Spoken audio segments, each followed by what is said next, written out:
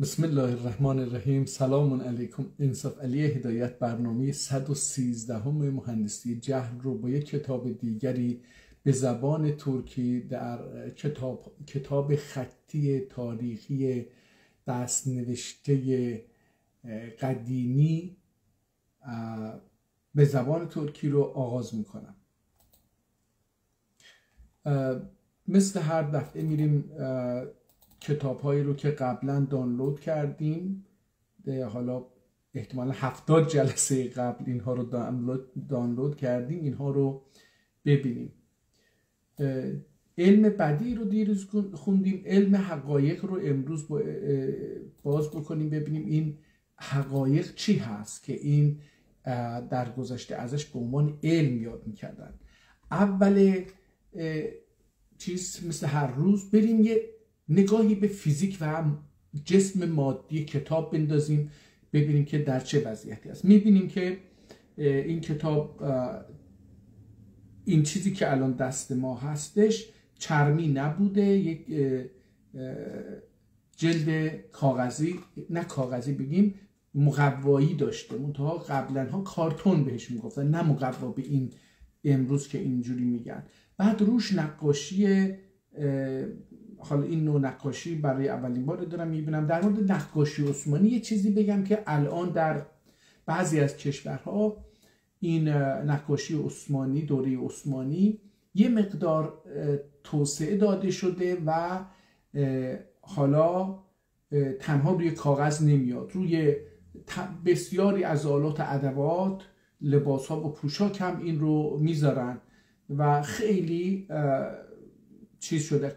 من دیروز یکی رو دیدم با کامپیوتر روی آب رنگ روغن رو میزنه، میپاشه و بعد مثلا کلاه یا لیوان یا هر چیز دیگری رو، حتی دیدم ماشین رو داخل این میذارن و این رنگی که مورد نظرشون هست روی اون میچسبه و خب یه ظرافت خاصی داره. البته خب کتاب تقریبا یه مقدار آسیب دیده، حاشیه هاشو میبینیم، نگاه کنید حاشیه ها کاملا کتاب از بین رفته. این شیرازه کتاب رو اگه دقت بکنید پاره شده و احتمالا چند صفحه از این کتاب از بین رفته. حالا برای نوشته ها برمیگردیم. صفحه بعدی اسم کتاب اینها رو میبینیم. کتاب در دو طرفش، حداقل میتونیم بگیم در دو طرفش جا برای چیزنویسی هستش. خطها خیلی به هم نزدیکه ولی کلمات از هم جداست. تا اینجایی که در این دو صفحه میبینم برای من زیباست، چون من میتونم این رو بخونم. همینطور هستش بعضی از کلمات رو مثل فصل که در اینجا میبینیم یا در اینجا میبینیم با رنگ بزرگتری و کلوفتری نوشته تا نشون بده که پاراگراف قبلی تمام شده، پاراگراف جدید شروع میشه. همچنین بعضی از کلمات رو میبینم که انگار صداگذاری کردن، نه صداگذاری نیست، علائم اعراب گذاری یا صداگذاری یا استاندارد، من بهش میگم استاندارد، نکردن. قبلا در کتاب‌های قبلی اون کلمات رو با رنگ قرمز می نوشتن و روش خط می کشیدن بعضی از کلمات رو، ولی اینجا می بینیم که اون کلمات مورد نظر رو با همین قلم ولی درشتر نوشتن و روش هم خط کشیدن یا روی کلمات دیگری خط کشیدن. این نشون میده که یا این کتاب شرح یک کتاب دیگریه یا اینکه این لغات یا این جمله هایی که روش خط کشیدن خیلی مهمه، میخواد اینها رو توضیح بده. در هر حال همینه. کتاب همینطور که می‌بینید دوباره در حاشیه ها آسیب دیده. این کتاب رو اسمش گذاشتن علم حقایق که در 1180 قمری در 118 صفحه نوشته شده که ما در PDF 59 صفحه می‌بینیم. حالا اینجا با یک نوع نمودار مواجهیم که جنوب، شرق، مشرق. اینجا من نمیدونم این باید چه شکلی خونده باشه، این جنوب، اینجا مشرق، اینجا شرق، نه این شرق نیست. حالا اینو اگر بعداً اومدیم بهش چیز میکنیم، اینجا رو میخونیم ببینیم که این چی هستش. این چیز جالبی باشه. صفحه 11 هست این اگر یادم بمونه. حالا حاشیه نویسی هم که میبینید اینجا در صفحه بعد حاشیه نویسی بسیار زیادی در اینجا میبینیم. جالبه یک کلمه کبریت هم اونجا خوندم که حالا بعدا برمیگردیم و میبینیم که چی هست. خب من همینطور ادامه میدم. قلم ها همون قلم هست، خط همون خط ادامه پیدا میکنه و سبکش هم همونه. یه مقدار اون بالا فاصله که در بالا برای حاشیه نویسی میذاشت کم شده، در پایین همون مونده، ولی در همون بالا هم باز حاشیه نویسی انجام گرفته. اینجا کتاب تمام میشه. صفحه 25 یعنی 50 کتاب 25 PDF این کتاب تمام میشه. حالا بعدا برمیگردیم اینو میخونیم. یکی دو صفحه بعد یک کتاب دیگری اسمش کتاب منبع الادب، البته منبع اولادب، من اینو اولادب این چی هستش، حالا اینو بعدا بخونیم ببینیم این چی هست. منبع الادب اولاداخته، منبع الادب این یه ترجمه ای از عربی هستش، ولی حالا اینجوری نوشته که الادب، الادب رو الادب برای اینکه منبع الادب هستش اونجوری نوشته.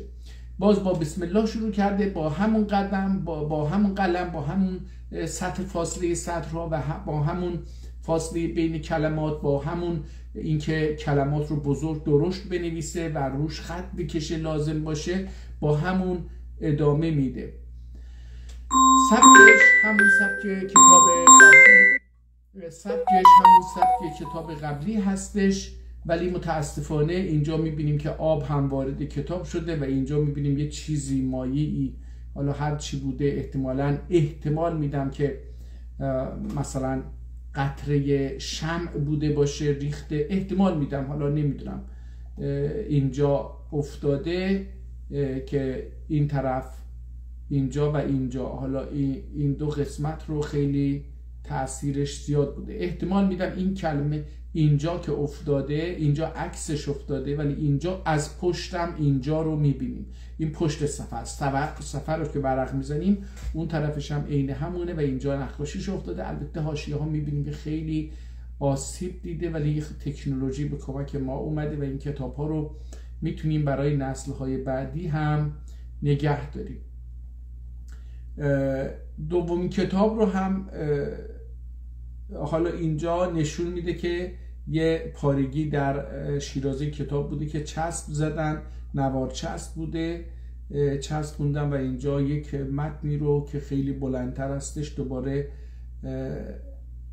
با قلم سیاه خط کشیده. اینجا میبینیم که شیرازه، اون نخی که شیرازه رو دوخته بودن پاره شده و اینا گره زدن. این هم یه چیزی هستش که در مورد البته به نظر من کتاب‌های قدیمی خیلی بهتر بودن. حالا خب دوستان که این دومین کتاب هم اینجا تموم میشه و جلد کتاب برمیگردیم اول صفحه ببینیم که ما چه خوندیم. با اینکه تلاش کردم کوتاه بگم بازم حدود 9 دقیقه زمان برده. خب برمیگردیم کتاب رو ببینیم اینجا با چه چیزی رو برسیم. هازا کتاب و علم حقایق. اسم کتاب چیه؟ این دو تا کتاب هست، یعنی دو تا رساله در یک مجلد جا گرفته یا در یک جلد جا گرفته.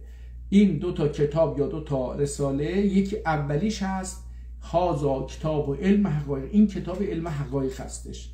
هازا کتاب و علم حقایق و کتاب الحاج عبدالله افرنده 1404. این 46 سال 42 سال پیش اگر اینجوری باشه درست باشه، این 42 سال پیش.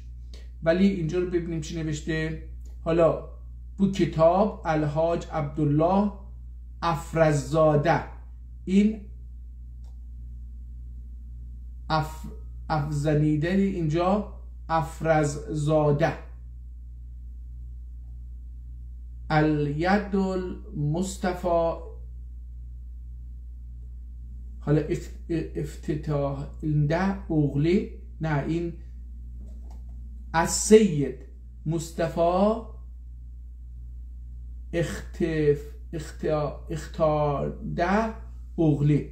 این یه چیزی که نمیتونم بگم. اختصاده اغلی حسین اینو نمیتونم بخونم. 1246. اینجا با دو تا تاریخ مواجه هستیم. این عبدالله افرزاده که از سید مصطفی اختصانده اغلی، حالا این چی هستش نمیدونم، حسین اخزینده دور. این کتاب به هر حال در تاریخ 1244 یعنی حدود 202 سال پیش در دست این آقا بوده. این آقا، این حاجی عبدالله افزنده یا فکر می‌کنم افزنده یا افزنیله، این هم در 1404 این کتاب رو خریده. اینجا با یه تاریخ دیگری هم مواجه هستیم. 1240 نه، همین تاریخ بالا رو اینجا دوباره نوشته. این سنه هستش، این پایین هم سنه نوشته. امانت اولان کتابلر بیانه شیخ بدرالدین اغلی. اینا کتابله ها رو آوردن. امانت اولان کتابلر بیان دور، حالا یه بیان، اینها این کتاب رو به امانت گرفتن. شیخ بدرالدین اغلی، نوری افندیده رمضان الچچی، احتمالاً نه این نیست، این یک عدد. اینا هر کدوم یک عدد از این کتاب رو گرفتن بردن.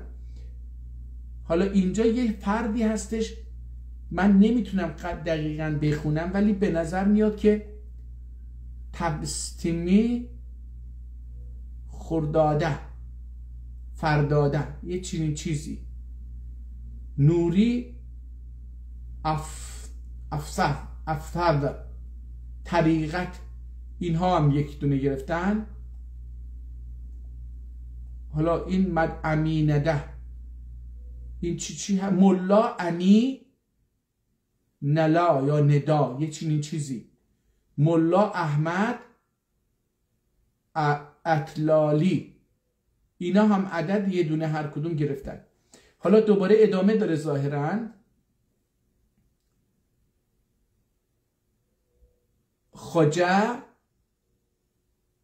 دوش، حالا هرچی هست، مختومی حافظ علی صغیر.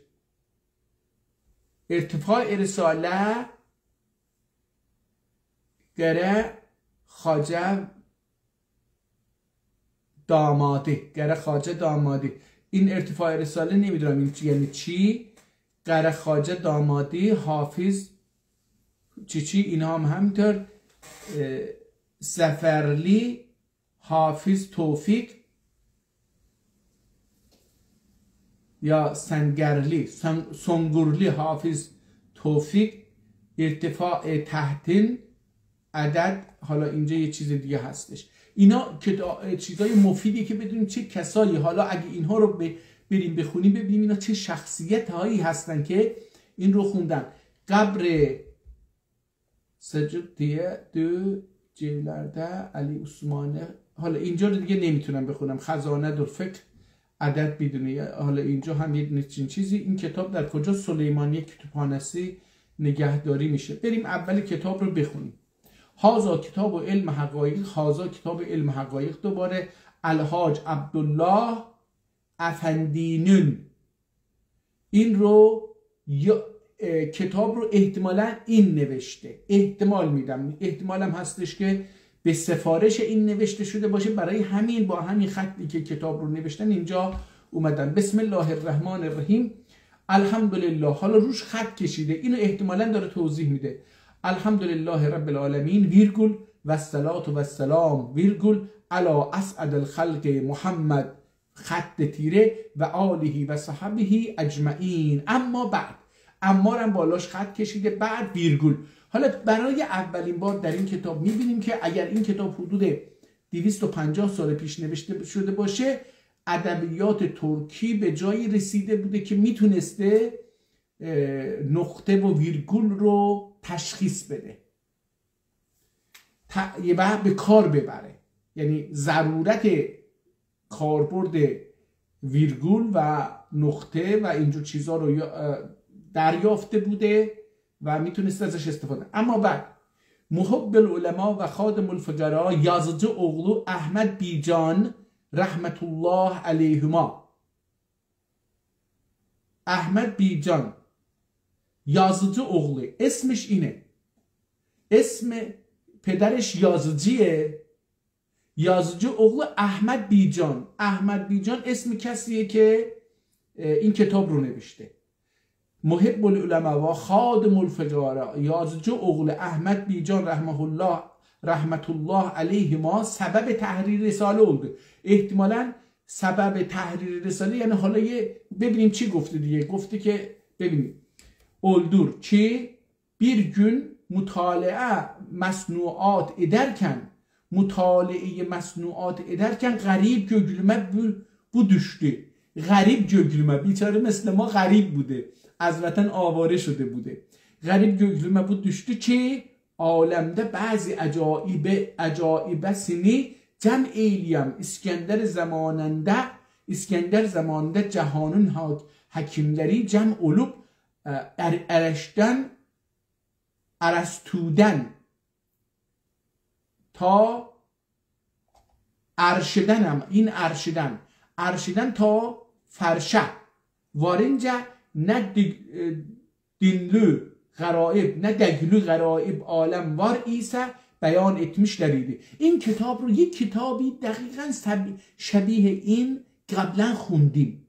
من ذهنم این جمله ها این بالا نه از اینجایی که گفت که تحریر رساله oldu که bugün مطالعه اینجا نه از اینجا gögülme bu düştü از اینجا به بعد تقریبا عالمده بعض عجایب سنی cem eylem İskender zamanında cahanın hakimleri cem olup erşiden ta ferşe varınca ne deglü garaib alem var ise beyan etmişler idi. Ama bu kitap Arapça olmağın bizim vilayetimiz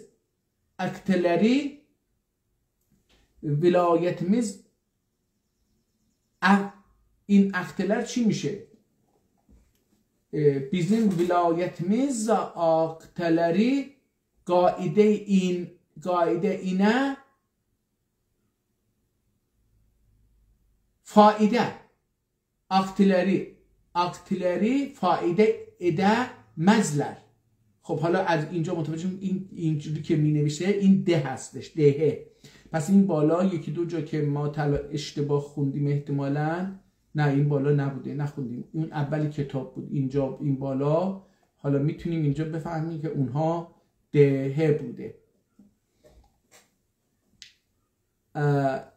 فایده مزلر ایندی شیخش کی هست؟ حالا این بند خدا شیخم سلطان المشایخ قطب المحققین حاجی میر امین اغلی.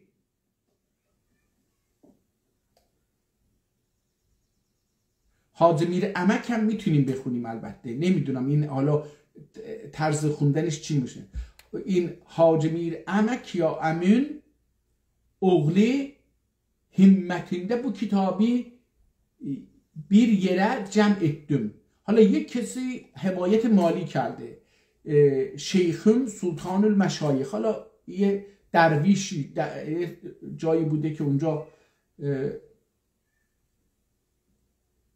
یه زاویه بوده، یه درویشخانه بوده، هر جایی بوده، این تحت حمایت این سلطان المشایخ قطب المحققین حاجی میرامین اغلی همتinde bu kitabı bir yere cem ettim. Ümid vardır ki okuyalar خوانده بشه و بیجان دعادن unutmayalar و بیجان اسم خودشه دیگه. اون بالا گفت که yazıcı oğlu احمد بیجان و بیجان دعادن unutmayalar فراموش نکنن inşallah Teala.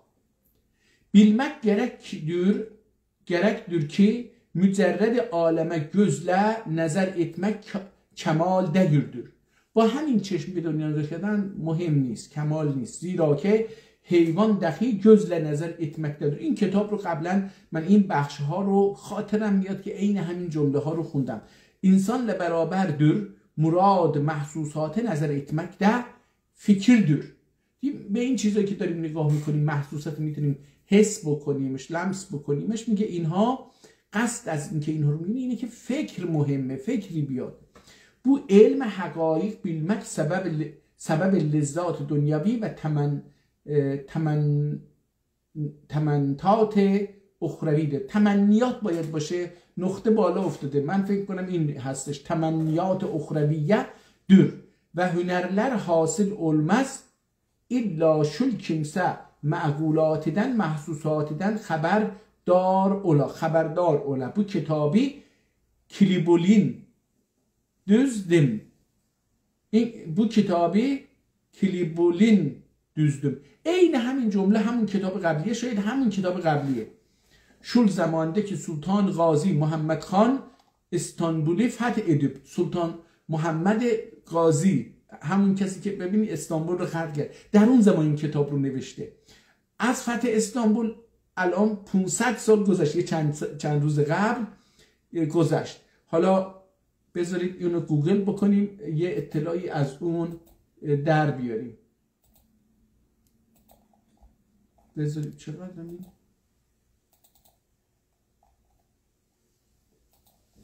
ببینیم که تاریخ فتح استانبول.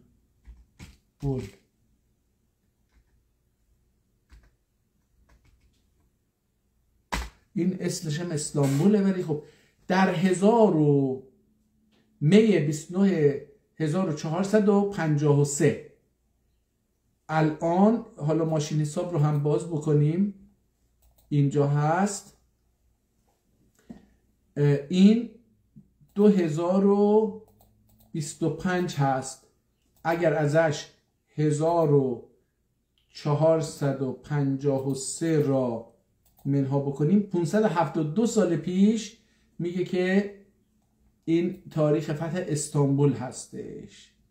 اینجا ببینیم چی نوشته خود این ویکی‌پدیای فارسی، اینجا که حالا میگه برای تاییدش استانبول به ترکی استانیولی، چنین چیزی نیست، استانیولی نیست یا استانبولی نیست، ها استانبولی. نام پیشین قسطنطنیه عربی شده واژه یونانی قسطنطینیوپولیس به معنای شهر قسطنطین، بزرگترین شهر با جمعیت کشور ترکیه و مرکز فرهنگی اقتصادی این کشور است. جمعیت این شهر در آمار سال 2024 حدود 18,867,724 نفر گزارش شده است. استانبول دومین شهر کلان شهر بزرگ خاورمیانه پس از قاهره محسوب می شود. الله الله، قاهره یعنی از این بزرگتره. الله، همچنین این شهر بزرگترین کلان شهر اروپا پس از مسکو است. این شهر در کنار تنگه بوسفور در، حالا اینجا رو ولش بکنیم ببینید تاریخش، نامش هم که هیچی، تاریخش هم که هیچی. القاب استانبول در دوره عثمانی، اینها دار السعادت، دار عالیه، دار قرمز. حالا این قرمز که نمیشه، آلگاپه، اینم آل نیست، نمیدونم چرا اینجا گفتن آلگاپه، آلی گاپده. این آلگاپه به جای اینکه اشتباه نوشتن کلا. پایتخت، اسامی قدیم استانبول هم که هیچی. بیایم ببینیم اینجا جمعیت دوران باستان، دوره بیزانس، امپراتوری میشه. در 29 ماه مه 1453 سلطان محمد فاتح مشهوره.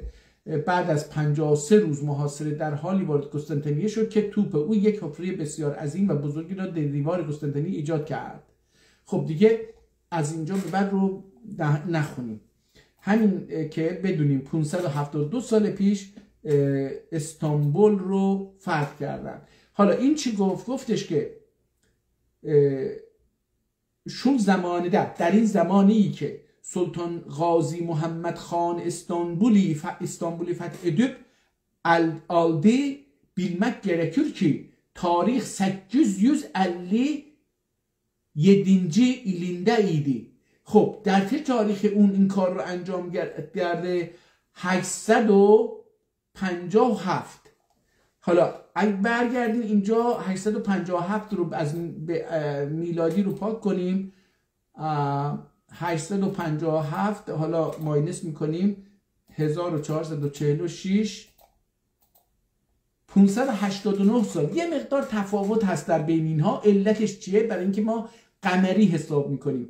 ماه قمری، سال قمری 10 روز کوچکتر از سال شمسیه و خب هر 10 سال، هر 30 سال یا 36 سال، یک سال به سال قمری اگر به سال شمسی کوچکتر میشه نسبت به سال شمسی، چون که سال 336 روز باشه یا 66 روز.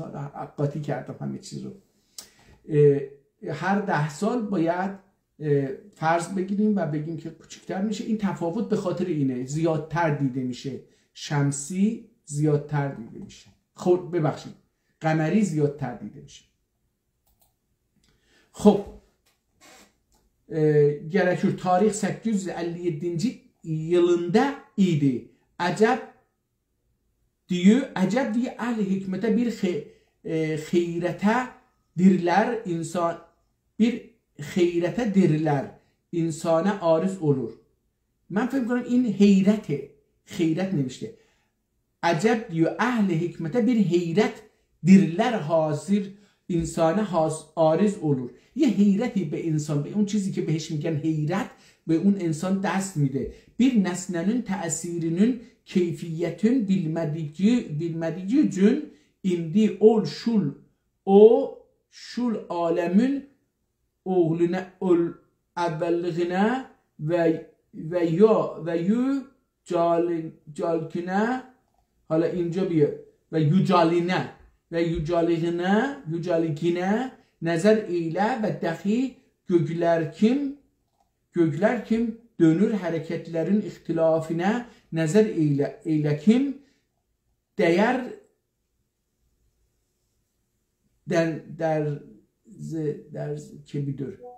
degeriz kibidir.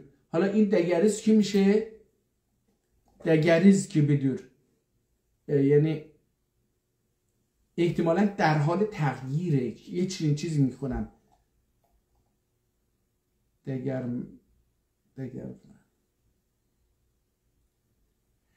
kimi hamail gibidir و kimi tulab gibidir. بعضی ها مثل همایلن که به گردن میابزن، طولاب رو هم نمیدونم چیه.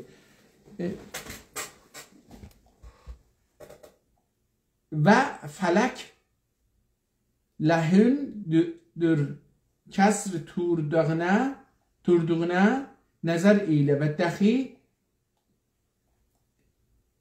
yıldızlara nazar eyle kim her birinin məşriqləri və mərqibləri necə müxtəlifdir. Oqat aləm müxtəlif olmaqla mənazil muhtəbidə به حسب müqəyyəd necə seyr edərlər və bərxi göklər surətinə nəzər eylə kim kimi qızıl, kimi ağ və kimi altun və kimi gümüş və kimi yaqut və kimi əncu surətində və dahi şimşək یا شمسک.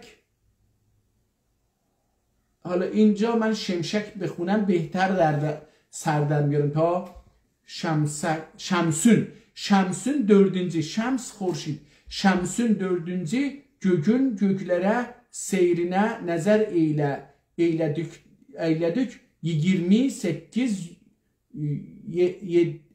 yürüdücü seyr edip یریدیجی سیر ادیب yerine. حالا این کتاب رو قبلا خوندیم، به نظرم میاد که من این کتاب رو قبلا خوندم، نیازی به این که اینو ادامه بدم نداره. فقط بریم تاریخ ها هم دیده بودیم، بریم صفحه 20 و چند بود که اون کتاب رو 21 فکر کنم اون کتاب رو دیدیم که اولی تموم شد، دومی رو ببینیم که اون چی هست.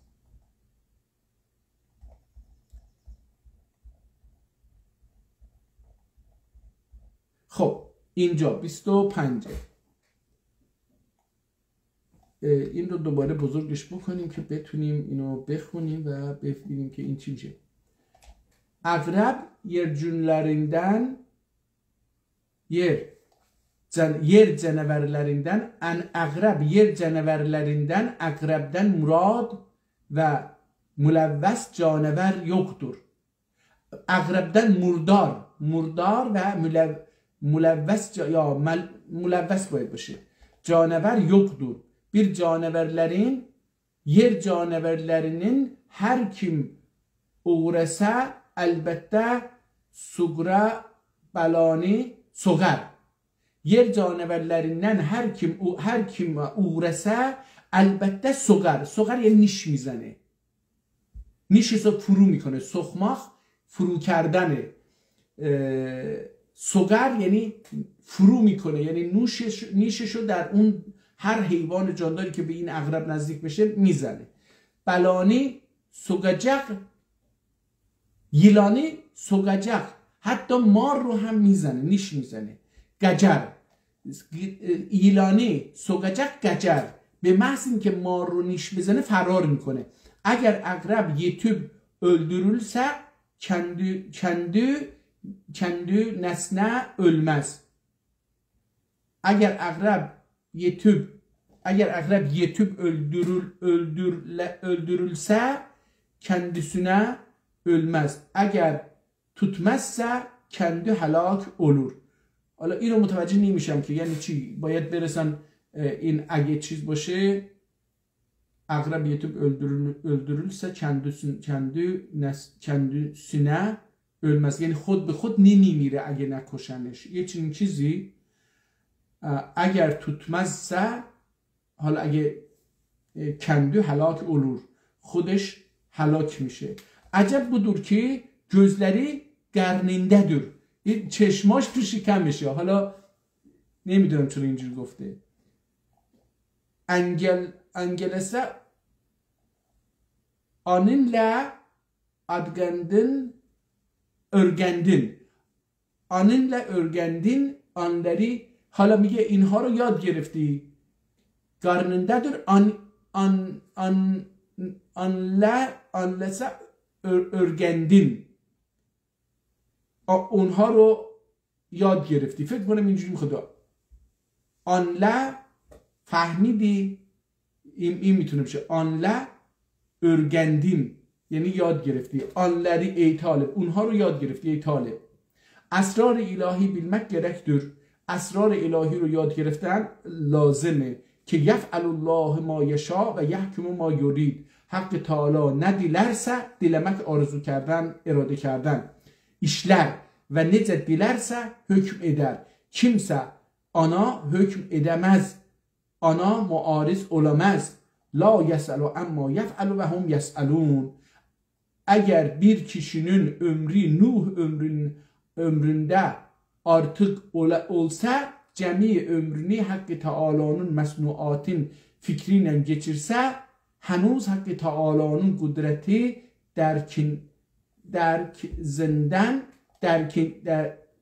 kudreti در زندن، من اینو درک میکنم، درکیnden bir قطره yazmaz imdi.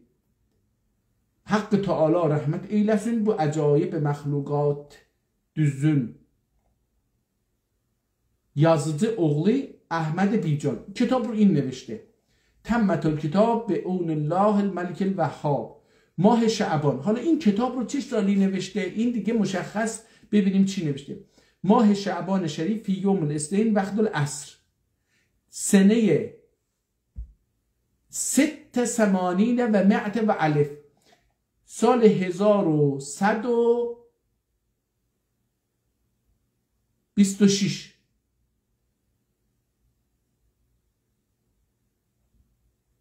سمانین 86 میشه پس اون وقت، ولی اینجا 28. من اینو نه، این احتمالاً من اینو تسعه خوندم ولی این تسعه نیست. تسعه احتمالاً باشه، احتمالاً تسعه. پس سنه تسعه سمانین و 100 و الف. سمانین میشه 20، الف 100 میشه 100، الف میشه 1000. 1126 28. این احتمالاً همینه که اینجا اومده، 28ش اینجا نوشته، بقیه رو ننوشته. خب این کتاب رو پس حالا اگر برگردیم اینجا تاریخش رو میتونیم الان به تاریخ قمری در بیاریم. 1128 1446. این کتاب حدود 316 سال پیش نوشته شده توسط مرحوم، خدا رحمتش بکنه. این کتاب، بریم کتاب بعدی ببینیم که این کتاب بعدی چی میشه. کتاب منبع الادب، ببینیم این چی هست، این در چه موردی هستش. احتمالاً بتونیم این رو، به نظر من چیز مهمی هست این کتاب. بسم الله الرحمن الرحیم. حمد بقیاس الخالق جن و اناسه اولسون چی سودن. حالا نون رو اینجوری نوشته، الان باید اینو یاد بگیرم. سودن انسان یرادب عقل وردی و جمیع حیوانات دن اشرف و افضل یردی و شکری بی نهایت اول عالم الغیب و شهادت اولسون کم عالمین بگاسنه انسان بگاسن و انسان بگاسنه ارکک و dişi arasında cemiyet olup. جمعیت اینجا دوستان نه این که چیز باشه به معنی نفرات انسان، نه، جمعیت اینجا به معنی که به هم نزدیک شدن، جمع شدن، یکی شدن. اینجا جمع شدنه. ارکک و دیشی آرسنده، بین اینها اختلاف نشد، اینها به هم نزدیک شدن. حالا میگه یعنی زن و شوهر شدن. ارکک و دیشی آرسنده، دیشی یعنی ماده، ارکک هم یعنی نر، به فارسی ترجمه بکنیم مثلا. ارکش و دیشی آرسنده جمعیت اولاد وجوده گلده. حالا بچه، اینها به هم نزدیک شدن، رابطه ایجاد شد. حالا عشق نمیاره دیگه، خیلی مادی نگاه میکنه، نمیگه که در بین اینها عشق وجود اومد. من اخیراً میخواستم چپ دستی رو آغاز بکنم که میگن خیلی مهمه انسان ها اینو چیز بکنن. داشتم اینو میگم، گفتم چی بنویسم موضوع رو. سر کار هم بودم، هر از وقتی چند وقتی میتونستم یه چند ثانیه وقت بذارم در مورد عشق یه مطلب نوشتم. حالا چون هم از چپ به راست نوشتم، هم با دست چپ نوشتم که کلمات خونده نمیشه، الان خیلی پشیمونم که اون مطلب رو اونجا نوشتم.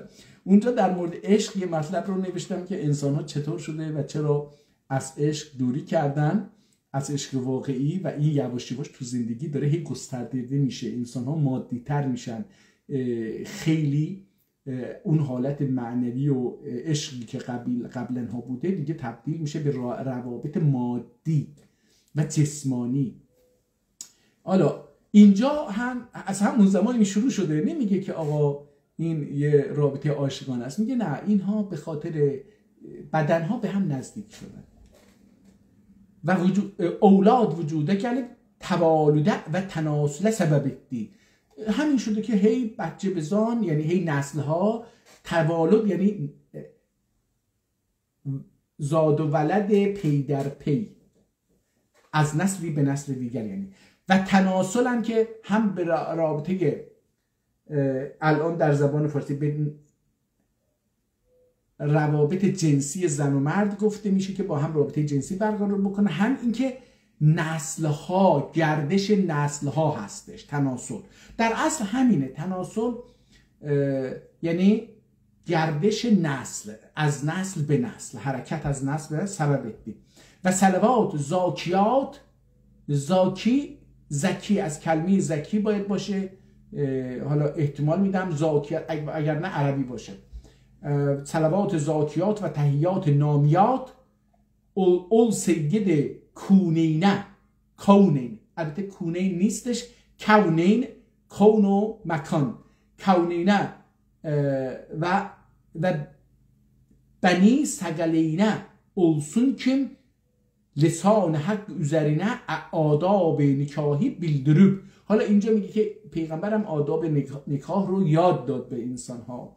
حلالی حرامی در فرق ایلده دخی الله و اصحابنا اولسون کم. حالا برای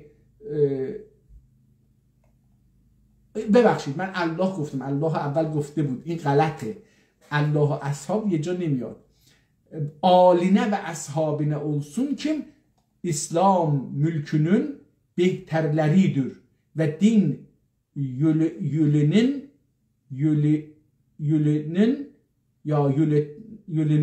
serveridir. Dil yölenin serverleridir. و بعد قطب حالا تا اینجا سلام و صلوات میکرد. حالا از اینجا تا اینجا خیلی مهمه. از نظر اسلامی ایدئولوژیست شد داره میگه که آقا من با این به دنیا نگاه میکنم، اعتقاد من اینه. و بعد gördüm ki bir zaman halkın uluları nikahın gavaidin bülüp evlenmek rağbet etmiş değil. Ve evlenmeyi terk edenler nikahın afetlerin muttali olup evlenmeyi terk degel dahi erin avret üzerine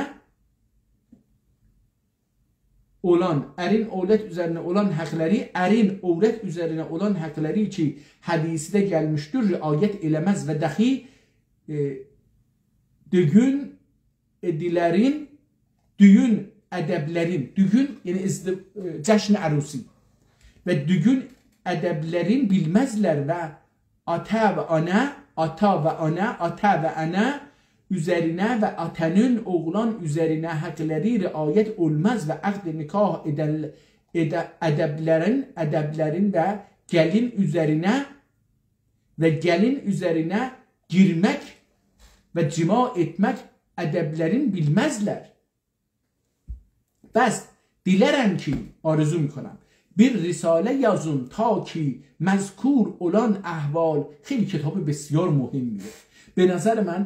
حالا این کتاب رو تاریخش رو نگاه میکنم ببینیم که اینو بخونیم ببینیم که مثلا 300 سال پیش 500 سال پیش 200 سال پیش ترک ها چه مشکلاتی داشتن در اجتماع. ببینید الان مثل این که امروز داره نگاه میکنه میگه که انسان ها قواعد ازدواج رو مراعات نمیکنن، نمیخوان ازدواج بکنن، مردها حقوق زن رو به رسمیت نمیشناسن، پدرها حقوق فرزندان رو به رسمیت نمیشناسن، اصلا نمیدونن چجوری باید ازدواج کرد، آداب ازدواج چیه، آداب عروسی چیه، آداب شب زفاف چیه، آداب رابطه زن و مرد در اون خلوتشون چیه.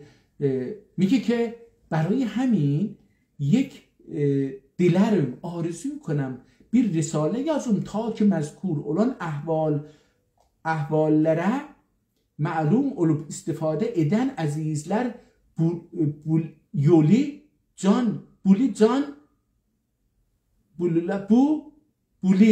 can خیر duadan bu bicani خیر duadan unutmayalar ve hem malum ola ki bu kitab Türki dili üzere yazılmağa sebep oldur ki bazı azizlerden onların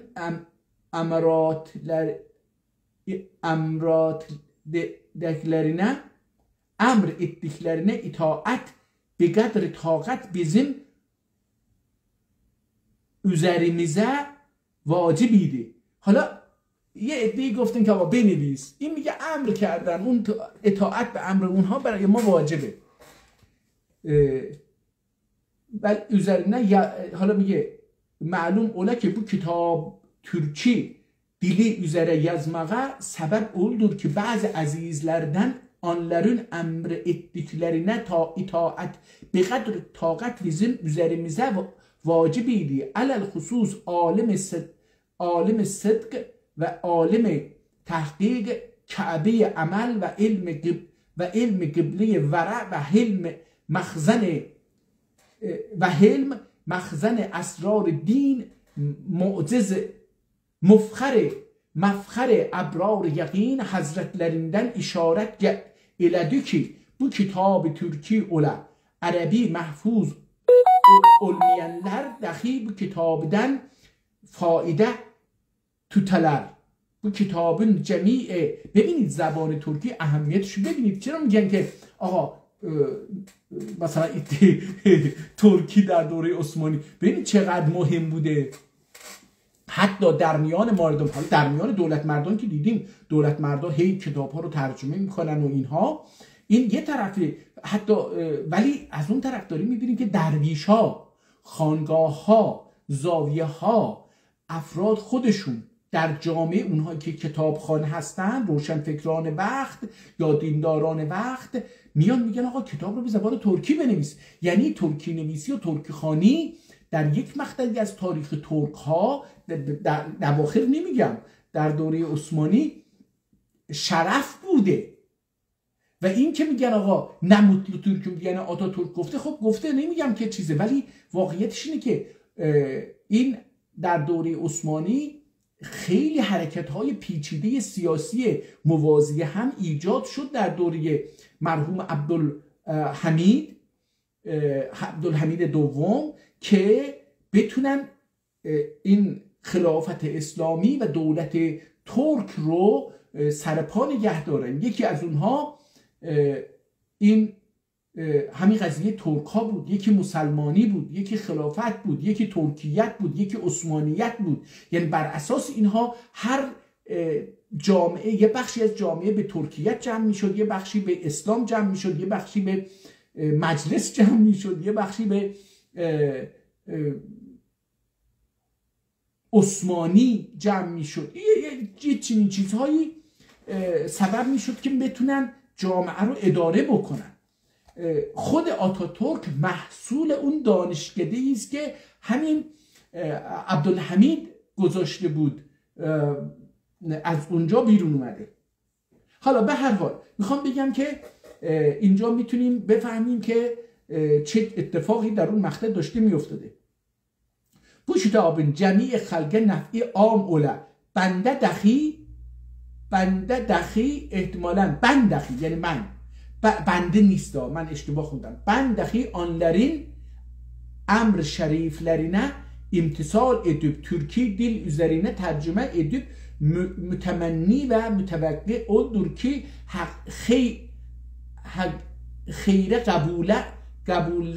خیر قبوllere واقع oluna ogundikçe bu günahkari duadan unutmayalar ki bu خود الله رحمت eylesin این باید دعاش کرد. دعا unutmayalar ki bu igdani düşmüş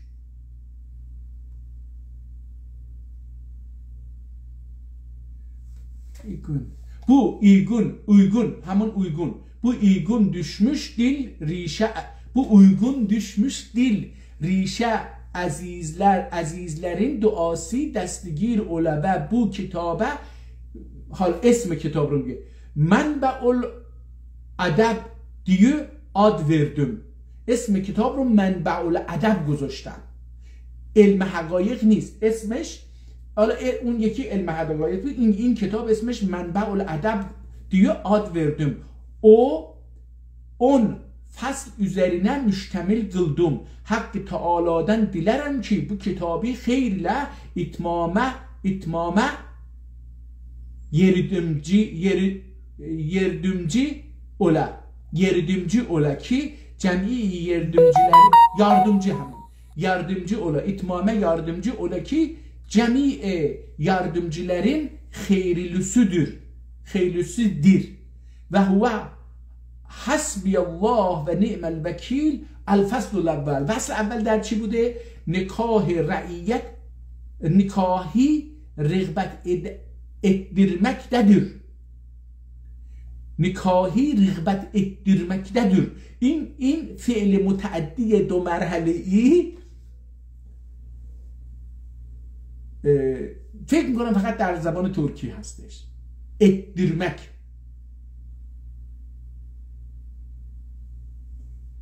فصل ثانی، فصل دوم، nikahın faidelerin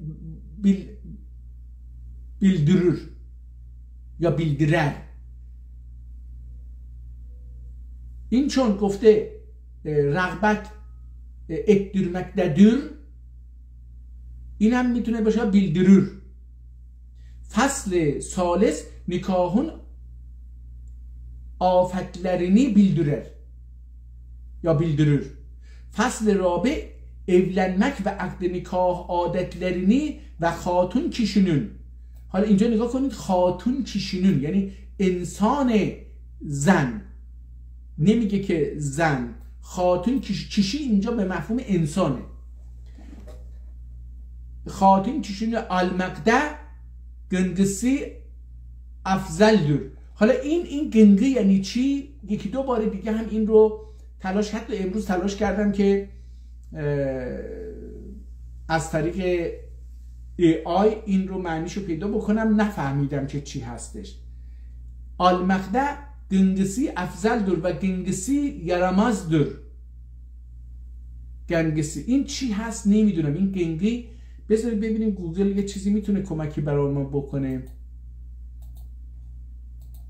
بذارید اون جمله رو بنویسیم، شاید از درون جمله گادن چی گفتش، چی خاتون کشینی عقد نکاح آلتلرینی و خاتون کشینون. بذارید همینجوری مثل قدیم بنویسیم ببینیم چی میشه. خاتون کشینون، خاتون کشینون، خاتون کشینون. بقیه چی بود؟ المقطع گجنسی افضلدür. المقطع گجنسی افضلدür.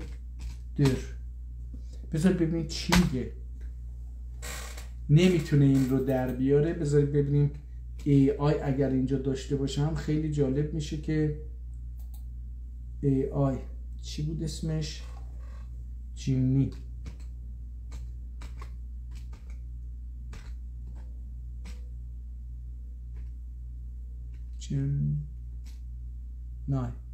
جیمینای.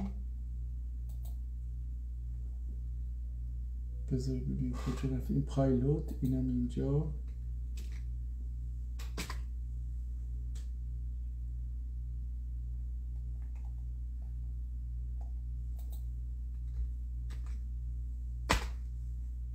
به نظر میرسه جمله‌ای که نوشتی ترکیب از واژگان نامفهوم یا اشتباه تایپی دارد، اما اگر منظورتان سیده ملک خاتون باشد میتوانم اطلاعات جالب در نه نمیتونه. صبح هم یک کلمه شبیه این رو تلاش کردم نتونستم در بیارم. این چی شد؟ کجا رفت؟ کتابمون چی شد؟ ایداد بیداد.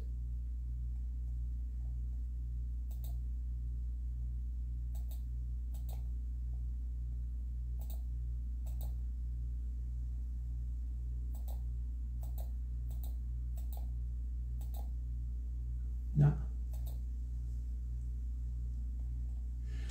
بریم دوباره این کتابمون رو باز بکنیم. این بسته شد، هر چی شد بسته شد. 25 صفحه.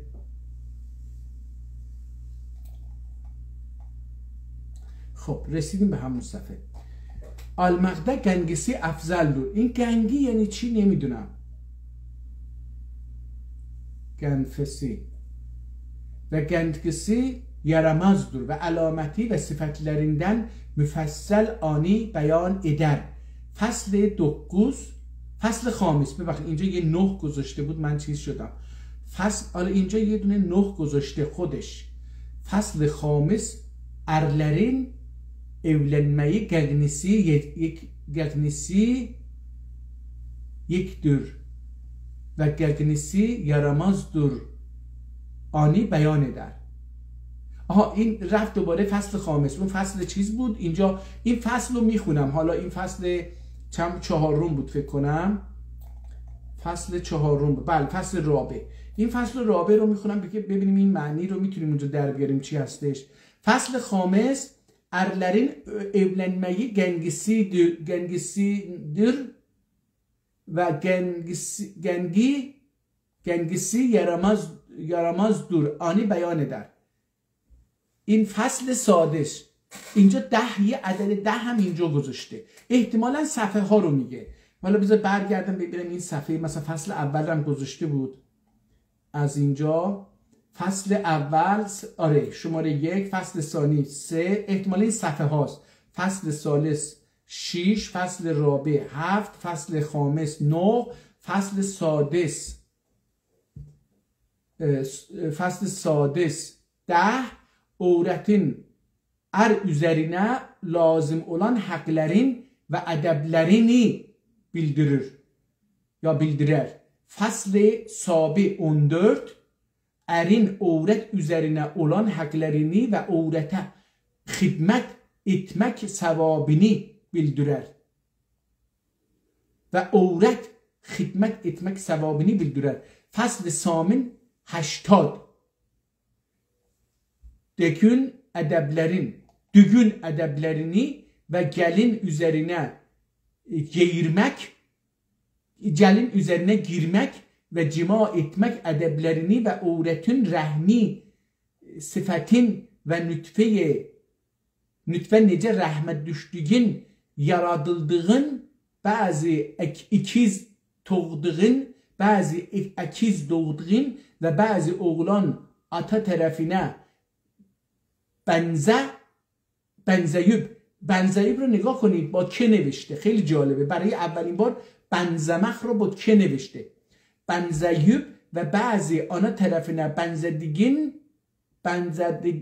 benzediğinin sırrını ve bazı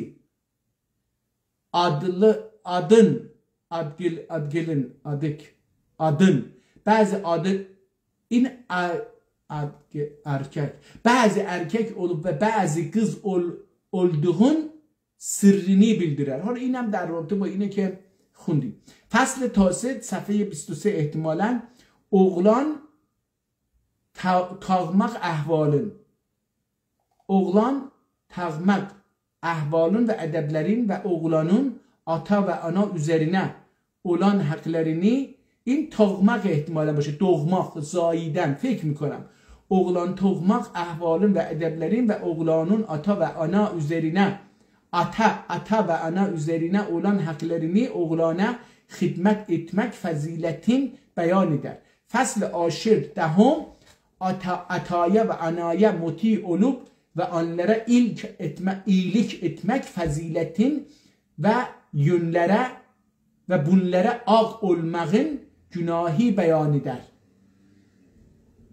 فصل 11 هادی عشر صفحه نذاشته برای این. صله رحمین فضائلین و اتمیانن günahini ve zirahim yani mahrem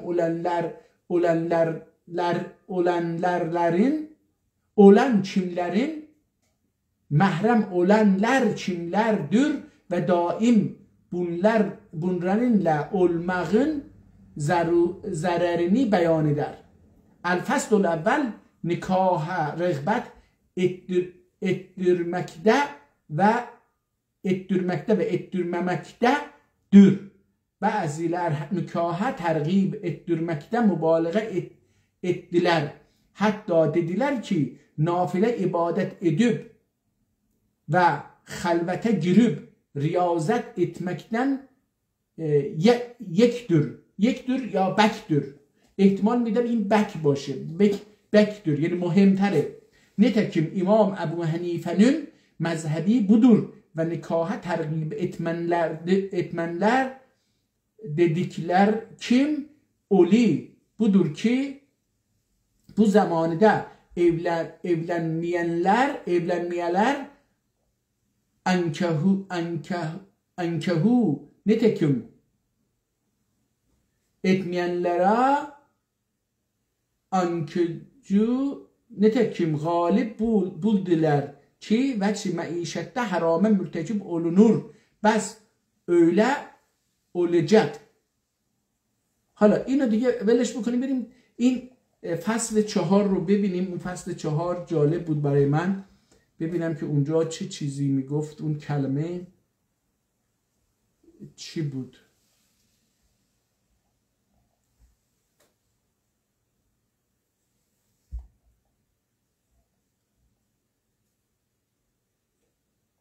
دارم نگاه میکنم که شاید بتونم فصل رو ببینم.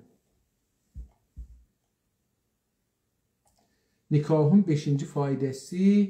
İkinci حالا اینا رو نه اینا نیستن، اینا همون صفحه مال اونه. الفصل الرابع پیداش کردم. عقد نکاح edenlerin bildiler. بذارید اینو بزرگش بکنیم که بتونیم راحت تر بخونیم. کجا رفت؟ الفصل الرابع. عقد nikah edilerin bildirir. Dahi hatun kişi elemeye gengisi erdir. Gengisi gelemezdir. Gengisi ve alameti nedir? Ani beyan eder. İmdi nikah akdünün adna akd vaktinde izli ya azali akd vaktinde ehl salahın bir cemaat olmaktır. Bari nikaha hazır olanın akall adedi hadise Resul aleyhisselam buyurmuştur ki her nikahideki 4 kişi hazır olmaya ol nikah batildir. Ettiği zinadır. Biri nikah hutbesin okuyucu ve bir ateki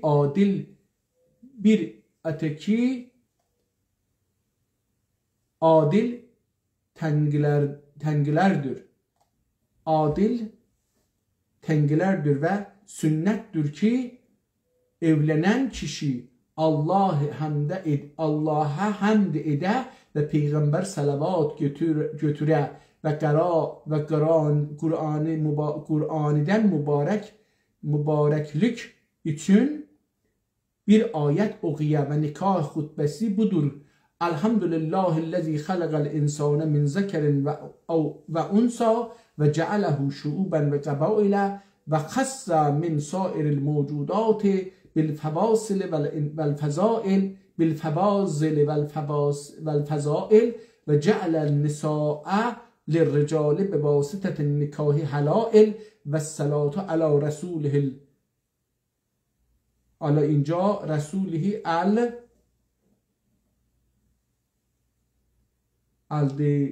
مدح این چیه نمیدونم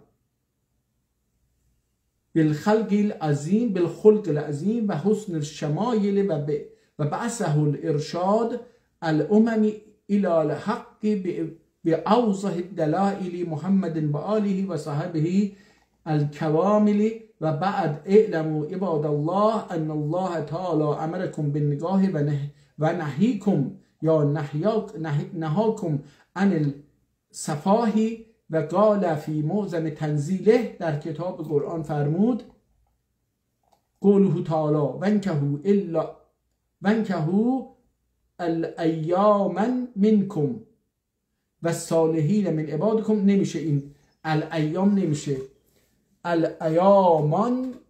من اینجوری میخونم، حالا الایامن باشه، من الایامن منکم و الصالحین من عبادکم و امائکم این یکونو فقراء یغنیهم من فضله والله واسع علیم. و قال علیه السلام توالدوا و تکاسروا فانی اباهی بکم الامم یوم القیامت ولو بالسکت. Anda bir mühür müeyyen üzerine عقد edenler حالا اینجا یک کلمه آیشه نوشته بوده، آیشه‌دن و سنت‌دür.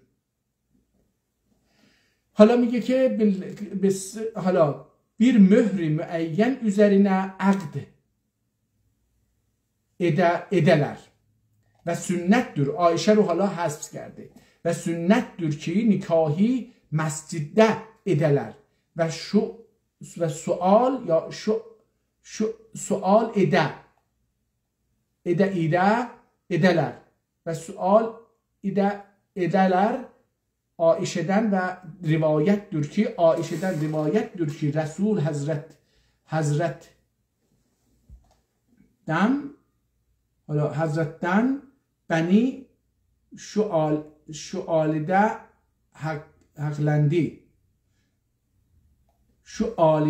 حقلندی bir iki yıldan sonra İrikim cima etti olduğu şu ayette ve öğretlerinde bundan hürmetli yoktu. Ayşe'nin sözün getirdiğimize sebep oldur ki bazı sahabenin mezhebi şöyledir ki Şevval ayında, ama اینجا şul خوندم و اینا شوال مسجدde idiler ve Şevval ayında idiler. Ayşe'den rivayettir ki Resul Hazretleri dem hala yeni Şevval'de hakletti ya cüflendi. Bir iki yıldan sonra İdikim cima etti. O dahi Şevval ayında ve öğretlerinde bundan hürmetli yoktu. Ayşe'nin sözün getirdiğimize sebep oldur ki bazı sahabenin mezhebi şöyledir ki Şevval ayında evlenmek reva değildir. Olunursa dahi el-Ganiyi olmaz. Ayşe'nin bu sözü mezhebi iptal etti. Ama her kişiye evlenmek diler eleceği öğrette 9 hislet gözetmek gerekir. Hala در هر زن باید 9 تا خصلت میگه وجود داشته باشه. Evlendikten sonra dinine ve dünyasına ve yerine nef'i ola.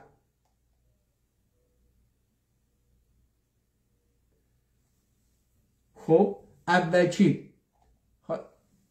خصلت عورتün diyanetin gözedeler.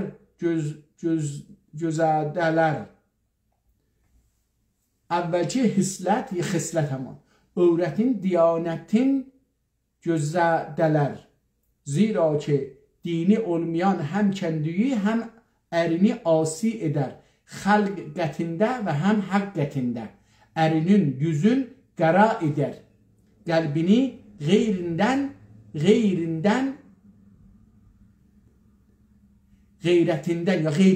gayrinden teşvişe bırakır. Zira ki eğer tesahül edip gördüğünü hiç demezse gayretsizliğe sebep ederler. Ve öğret dahi حالا دیگه من میخواستم اون معنی اون کلمه رو بدونم متاسفانه نشد. فکر کنم بیش از 1 ساعتی که داریم این کتاب رو 1 ساعت 8 دقیقه است. بریم صفحه آخر این کتاب رو بخونیم ببینیم این کتاب در چه تاریخی احتمالاً نوشته شده. اون رو اگه در بیاریم دیگه خیلی خوب میشه. برای اینکه اینو در بیاریم این فصل سادی عشری 1 صفحه است. اگه بخونیم خوب میشه. فکر کنم 5-6 دقیقه طول میکشه. بذارید ببینم میتونم بخونم. فصل هادی عشری فی صلت الرحم. Resul buyurmuştur ki rahim arşide aslimiştir. Eder kim ki yana sile ede bana. Kim ki bana sile ede Hakkı Teala'ya oluşur. Kim ki bendini kesilse Allah Teala'dan kesilir. Ve dahi buyurmuştur ki rahim bir temerdir. Allah Teala eder ki eder. حالا اینجا برای اولین بار این رو دیگه میگه. ایدر کلمه ایدر رو به کار میبره یعنی به معنی گفتن. ولی در صفحات قبلی از این کلمه استفاده نمیکرد. به خصوص وقتی از عایشه صحبت میکرد از این کلمه استفاده نکرد. الله تعالی ایدر که sana ve asl vasil ola ben ani kendine vasil edegim ki seni gat ede ben ani kendimden gat ederim. حالا اینجا جمله ها فرق کرد. نوع ادبیات که اینجا کار میبره، دیروز در یک کتاب دیگری با این مواجه شدیم. به نظر اومد در بخشی از کتاب به قلم یکی دیگری نوشته شده که با لهجه یه منطقه دیگری مثل یا ترکمنستان یا دیگر نقاطی که مثل ازبکستان اینها نوشته شده باشه، نمیدونم، من اینها رو نمیدونم، ولی این رفته به لهجه اونها، برای همین لغاتش هم متفاوته. لغاتی هم که میاره مثلا قطع ایده رین، یعنی من قطع میکنم. هر کسی که صله رحمش رو از فامیلاش قطع بکنه، منم پیغمبر میگه که رابطم رو با اون قطع میکنم. اما اینجا چجوری مینویسه؟ کندم ده قطع ادرین، بند قطع میکنم اینجوری. و رسول demişti ki ملائکه حالا متزل نازل olmaz menzile, menzil nazil olmaz şul kavmin üzerine ki onların içinde bir sile-i rahim etmez ola. Ve her kişi kim diler Hak Teala kendiye zevk best ede sile-i rahim etsin. هر کسی که میخواد خداوند به اون یه ذوقی بده باید صله رحم بکنه. و buyurdu ki kişinin ömründe 3 gün kalmış olsa sıle-i rahim etse ömrü 30 yıl ola. Dahi sıle-i rahim etmek vacibdir. Sıle-i rahim etmekte derecat mütefavittir. Eğer sıle-i rahimde ziyader zahmet çekerse ücret dahi çok olur. Ücret ecre. ücret دهی. حالا دستمزدم ما بهش میگیم در اجرت میگفتیم، اگه یادم باشه در گذشته میگفتیم اجرت. ücret اگر زحمت çekerse az olur. Ve eğer bir şehirde böyle olsa ana gah varsa söz söyleşse selam verse anı dahi ecri vardır. Ve şol kişi kim elinden gele akbiye ede erk arar adal seleylem edenlerden değildir. Hala این چی شد؟ و şol kişi kim elinden gele etmeye ol sile-i rahim edenlerden değildir. از دستش بیاد ولی انجام نده. اون انسان از اونهایی نیستش که صله رحم میکنن. موسی پیغمبر مناجات ده dedi ki ya ilahi nece صله رحم edeyim ki benim halkım Iraklarda kalmışlardır. Hala çetor صله رحم بکنم که benim halkım Azerbaycanlı az men duran Iraklarda kalmışlardır. Kimi şerqilere, kimi məşriqdə ve kimi məğribdə dedi ki Hak Teala Hazretinden neva geldi. Kim? Ya Musa sen zahmetli olan nesneyi sile-i rahim için ihtiyar etme misin? Dedi ondan bil ki hasmın ve kavmun garabeti 3 kısım üzerinedir. Evvelki odur zirahim ola, yani kavmi mahrem olmaya, yani bir yüzün görmek helal olmaya, emi kızları ve emi kızları gibi, emme kızları gibi ve dayı kızları ve teyze kızları gibi. İkinci kısım odur ki mahrem ola. Hala اونا محرم نبودن، میشه باهاشون ازدواج کرد مثلا. محرم اولا یعنی اول باید از اون دورها شروع کرد به نزدیکا رسید.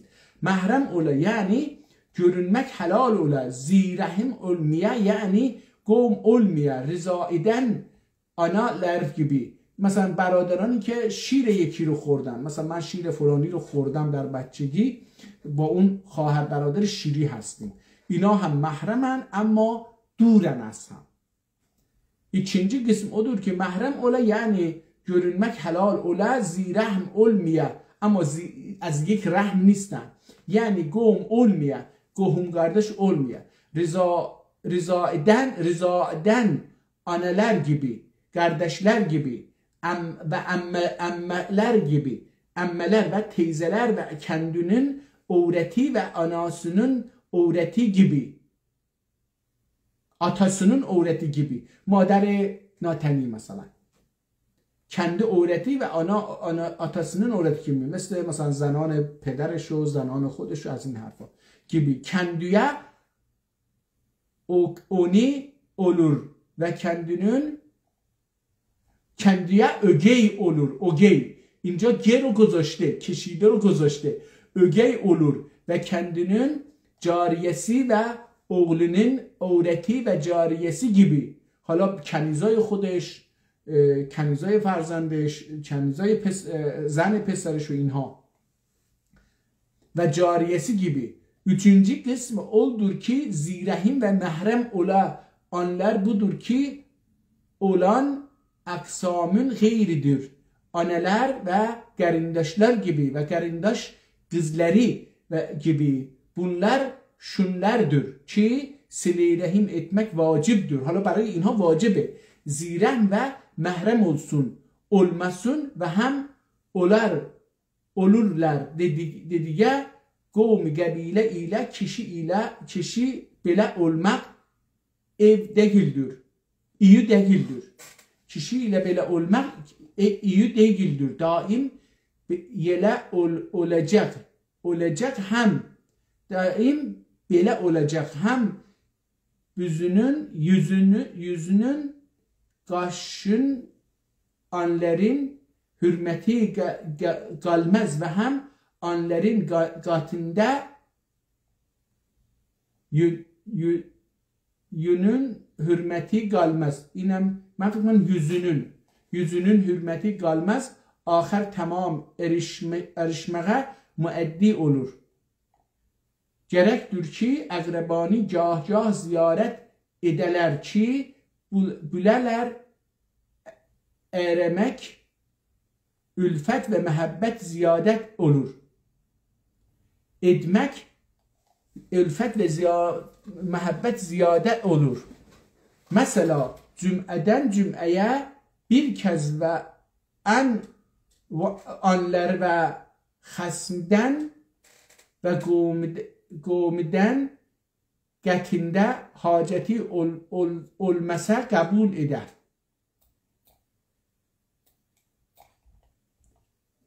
Gəldikcə ançün səy edə və dəxi atası öldükdən sonra əmməsini və böyük qərəndaşını atası yerinə belə atası və anası haqqına və cəhlə riayət edərsə, cəhdə riayət edərsə, onların haqqın dahi öyle riayət edə və sözlərinə muti ola. Hadisidə gəlmişdir ki, böyük qərəndaş küçük qərəndaş üzərinə haqqı atanın oğul üzərində olan haqqı gibidir və dahi kişi gerektir ki gecen kendi akrabasından birisi bir yerde gul ya garavuş olmuş olsa satun alıp azad eliye. Gul ya garavuş. حالا این گراوش چیه نمیدونم، ولی گول میدونیم که برده است. اگه یکی از فامیل برده گرفته باشه بره اون رو بخره و آزاد بکنه. حالا اینجا به درستی böyle etmek, sile-i rahim etmek tamamindedir. Ve ekmele elhamdülillah ala tamam ve lil Resul afzal salatu ve selam. Allahümme agfir li kitabeti hazel kitab و لوالدیه و لاستاذی و لصاحب هذا الکتاب. صاحب این کتاب چیه؟ اسعد الله لنا و له فی الدارین افضل الصلاة و اهل التحیات علی المختار. دیگه این سنه گفته، سنه 900 و الف، اینم 1127 یا 28 اینم همون ساله. مصطفی ابن احمد غفر الله عنه و لوالدیه و احسن الله و آلهما سنه 80 و الف 89 سنه 89 و الف 1128. من اینجوری میخونم یا 7 یکی از ایناست، حالا 9 از 8. اینم تاریخ این کتابه. به نظر من این کتابات اخیر که مربوط به ازدواج و این چیزا هست و مسائل رو رد چیز میکنه و این کتاب به ما داد که ببینیم این چه سالی بود، به چه تاریخی بود، اگه بتونیم اینو در بیاریم. 1128 منهای 1446 مساوی با 318 سال قبل این کتاب میگه که نوشته شده. حالا با خواندن این کتاب اخیر میتونیم از نظر جامعه شناسی نگاه بکنیم، ببینیم که جامعه ما مسائلش در رابطه با مسائل جنسی، روابط اجتماعی خانوادگی، روابط فامیلی و دوستان و آمده شدها و اینها، چگونگی ازدواج ها و اینها تغییری کرده نکرده. اگر تغییر کرده در چه جهتی بوده؟ اگر تغییر نکرده چرا نکرده؟ و اگر تغییر نکرده آیا عقب هم رفته، بدتر شده یا بهتر شده؟ میشه اینها رو از نظر جامعه میشه مقایسه کرد. وضعیت موجود رو با وضعیتی که بوده 318 سال قبل، میشه اینها رو با هم مقایسه کرد و به یک جنبندی خیلی زیبای جامعه شناختی رسید. حتی متوجه شد که آیا آداب و سنن ازدواج و روابط خانوادگی یکسان هست یا تغییر کرده؟ آیا تکنولوژی های امروزی، آیا این چیزهایی که ما از غرب گرفتیم، یعنی ایدئولوژی هایی که از غرب گرفتیم، مثل چی؟ مثل کمونیسم، سوسیالیسم، ماتریالیسم، مثل لیبرالیسم، مثل کاپیتالیسم، مثل ایندیویدوالیسم، مثل فریدم، آزادی ها، مثل human right، حقوق انسان، مثل حقوق زن، مثل حقوق کودک. اینا چیزایی هستند که ما در این 318 سال گذشته، که نه در همین 70-80 100 سال گذشته، این 100 سال گذشته اینها رو از غرب گرفتیم. غرب اینها رو به ما پمپاژ کرده و با پمپاژ اونها ماها رو اداره کرده، تونسته افکار ما رو بسازه. گاهی چیزهای جدیدی به عنوان فکر جدید، ایدئولوژی جدید میاد میده و طرفداراش رو جمع میکنه به اون، یعنی اون طرفدار جمع میکنه. این دنیای جدید میتونه مدیریت بکنه این انسان ها رو. همونطور که عرض کردم، همونطور که عبدالحمید، مرحوم عبدالحمید 4-5 تا نظریه سیاسی رو از طرف افراد مشخصی که ظاهرا حتی دشمنی میکردن با حضرت عبدالحمید رحمه الله پیش میبرد که بتونه این روشنفکران و مخالفان اینها رو در اون جاها جمع بکنه، به نوعی مدیریت غیر مستقیم بکنه.